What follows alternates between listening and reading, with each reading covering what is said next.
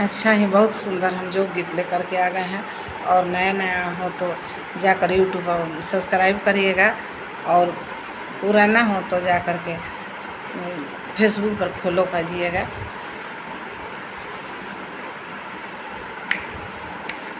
जोगाया नारस जोगा बनारस जोगावा, जोगावा है अम्मा जी के पास, जोगावा हमारे मम्मी के पास।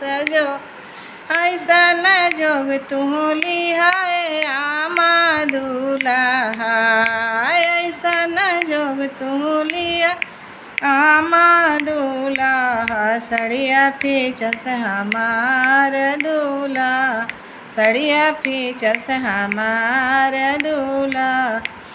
जोगाया नारस जोगा बनारस जोगावा हमरा चाची के पास, जोगा हमरा चाची के पास जोगा।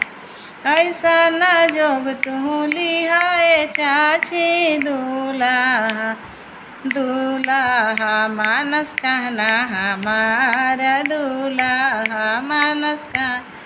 ऐसा न जोग तू लिहाए भाभी दूल्हा, सिनेमा देखावस हमारा दूल्हा, मार्केट करावस हमारा दूल्हा। सड़िया पीछस हमारा दूल्हा। जोगाया नारस जोगा बनारस जोगा मम्मी जी के पास, जोगावा है चाची के पास।